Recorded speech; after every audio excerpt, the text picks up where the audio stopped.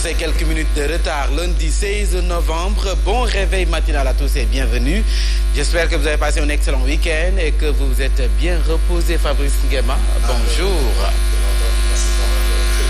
On a le temps de se reposer comme nous l'avons fait pour le week-end. Il faut le faire au regard un peu, en fait, de nos heures de travail. Donc, il faut reposer l'organisme. Et ça, je le conseille à beaucoup de gens parce que bon, mais c'est pas facile. Parce qu'au-delà du travail, nous avons des engagements personnels, baptême, gente, visite, dorumbok. Parce que dorumbok, tu n'as pas le temps de rencontrer la famille, les amis durant la semaine. Alors, le week-end, on en profite pour faire un peu le tour. Donc, c'est pas toujours chose aisée. Alors, quand on a l'occasion de pouvoir reposer l'organisme, d'ailleurs ça fait partie, même Dieu il s'est reposé, hein. Même Dieu, l'omnipotent, l'omniscient, il s'est reposé. Ah non, on nous a dit qu'à la création, c'est le 7e jour, il s'est reposé. Il a pris du temps. Ah oui, même Dieu, il s'est reposé. Voilà, bon, je ne sais pas si c'est valable chez les uns comme chez les autres. De toutes les façons, dans la croyance catholique, Dieu s'est reposé le 7e jour. Voilà, d'où le 7e jour qu'on appelle le jour du Seigneur. Alors, dans l'islam, c'est le vendredi. Alors, comment on peut comprendre un peu ces fêtes?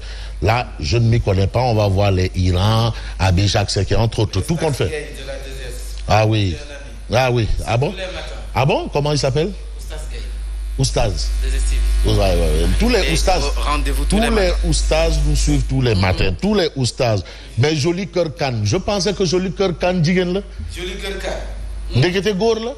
Waouh. Mais vous voyez un peu. Alors à Brazzaville, Joli Cœur Khan, bonjour. Hein, on va saluer tous qui nous suivent tous les matins, bien entendu. Voilà. Casablanca au Maroc. Pour vous dire un peu la dimension. Non, c'est pas des ngapatingololi. C'est juste pour expliquer la dimension.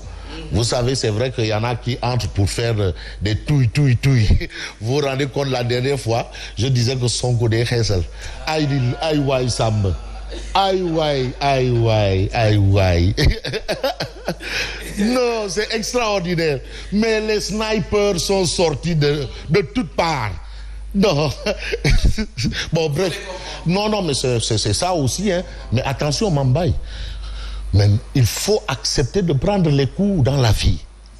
Il faut accepter de prendre les coups.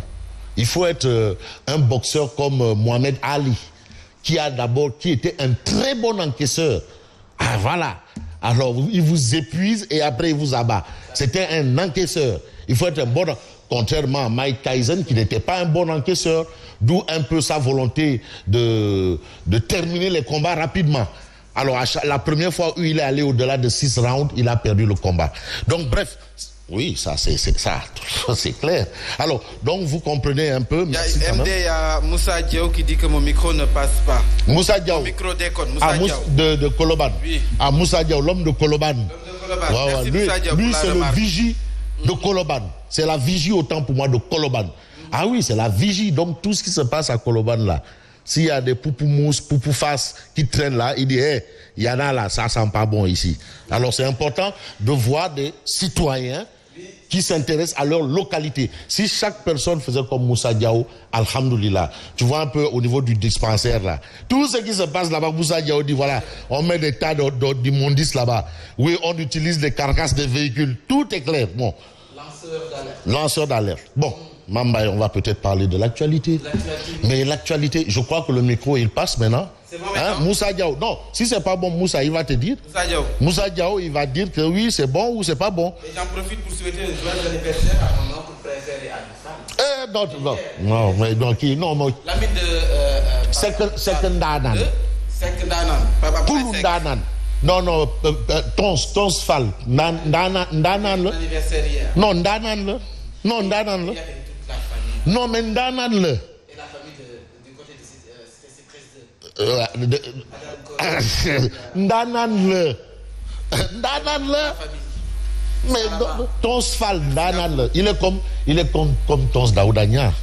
Mais Tons, vraiment, voilà, nous prions beaucoup pour Tons parce qu'il est en train de reprendre des forces. Parce que mon guerrier, il y a un instant, mon crous sigade, oisif, point barre, bonnet carré, voilà. Qu'est-ce que c'est? Voilà. Bamba Fall, Bamba partout. International, inévitable. Par force, Bamba par force. Dans les maps. Et l'incontournable de Goutigi. Ah non. Tu as lu le message adressé à ATT? Oui. Mais non, mais c'est pas une affaire. C'est-à-dire Punkle règle Waradon. Je crois que le micro de Mamba est bon. Toujours pas bon, mais bon, on est obligé de... Punkle règle Waradon. Mais Dougoutigui, c'est un Punkle. Mais il faut demander à Elhadj Bachakade. Elhadj Bachakade, oui.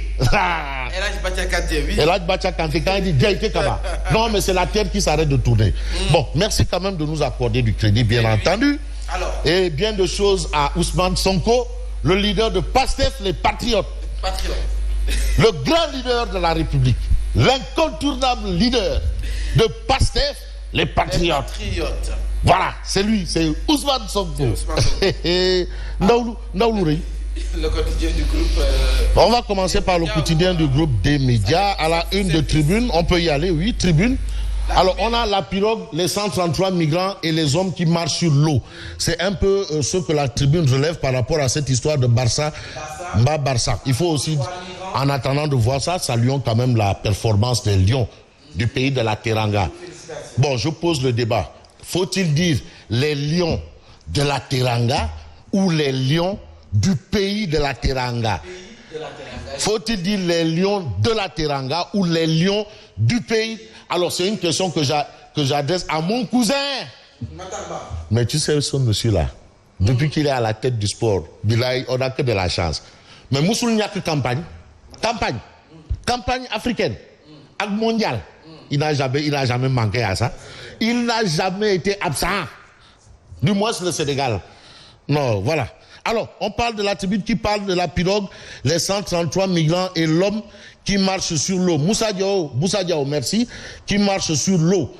Une pirogue prend feu à Toubacouta. Toubacouta, c'est dans le Nyominka. Le Nyominka. Tu sais, il y a les Sérères Nyominka. C'est eux qui sont... Mon cousin Matarba en sait quelque chose en tant que maire de Fatick. Et je salue aussi le maire de Djirna, mon jeune frère. Le Nyominka. Ce sont les pêcheurs de l'eau, les Sérères de l'eau. Voilà. Donc vers Toubacouta, donc on a ça. Et puis on a un enfant de 15 ans parmi les morts. Donc ça commence à être trop sérieux là, cette histoire de Barça. Et comme c'est très sérieux, il y a le Khalif général de Mouride. On passe au journal Enquête. Serigne Mountakha Bassirou Mbacké. Serigne Mountakha Mbacké Ibn Bassirou. Voilà. Serigne Mountakha dit non. Non. Il n'y a pas d'autre chose. Non. Émigration irrégulière et décès en mer. Serigne Mountakha dit non. Dette. Non. C'est-à-dire qu'ils arrêtent. Le message est clair. Non, c'est Ndigal Djefé. Ah ouais, Ndigal Djefé. Et Serigne Mountakha qui persiste cette fois dans Réumi Quotidien. Ceux qui vont là, dans Réumi Quotidien, s'ils meurent, Réumi Quotidien, s'ils meurent, ils iront en enfer. Il n'y a pas 36 solutions. Le message est clair. Voilà, c'est une Mountakha. Ils iront en enfer. S'ils meurent, ils iront directement en enfer. Voilà. Ça, c'est le message du Khalif général Koulou Mouride. Et puis, on a justement dans Vox Populi, parce que c'est une Mountakha, Warou Kilifa, Akese, Amoulenen. Et dans Vox Populi, c'est une Mountakha dit Barça, voilà Barça, c'est Aram. C'est Aram. Aram.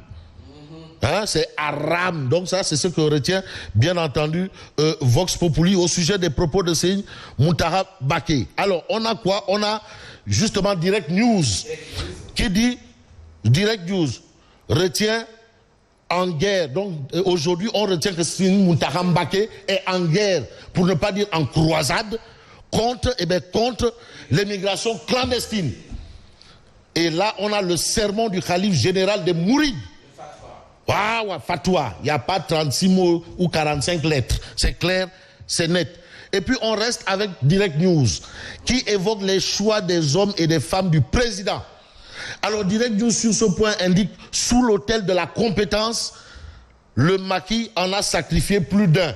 C'est-à-dire beaucoup de gens ont démontré à plus d'un titre leurs compétences, mais malheureusement, ils ont fini à l'échafaud. C'est-à-dire, quand tu es compétent là, sois sûr que tu prendras la porte du gouvernement.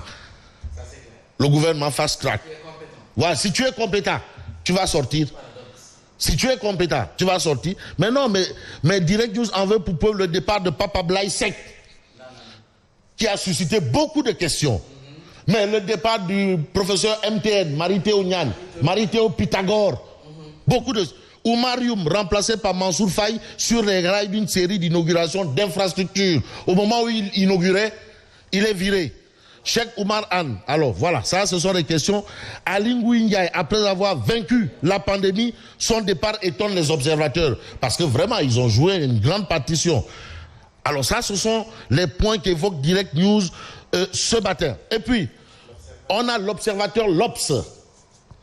Khalifa Ababakar Sall, les dessous d'une agitation politique. Ah oui. Ce que l'ex-maire de Dakar prépare contre le pouvoir. C'est ce qu'on a à la une de l'observateur l'Obs.